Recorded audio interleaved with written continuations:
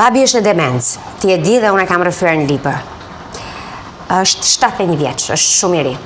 Çfarë nuk do kisha dhënë që kjo të ishte një sëmundje e shërueshme. Si e keni kuptuar? Si ndodh? Si e kupton? Si shfaqet? Është shumë tinzare.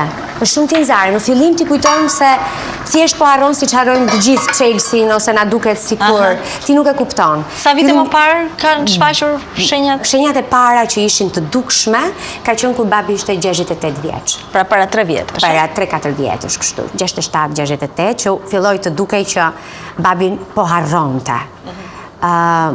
Të gjithë më përgatitën atë kohë që kur tjetë në këtë fazën klinike, në këtë fazën e vështirë që në cilën ndodhet tani, përgjithsisht njerëzit me demencë ka një lloj agresiviteti.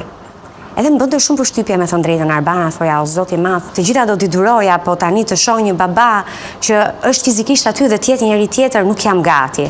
Dhe në fakt kjo është një sëmundje shumë e rëndë për familjarët. Për të parë programin Me Mbroma Yje, mjafton të bëni subscribe në kanalin Arbana Osmani në YouTube.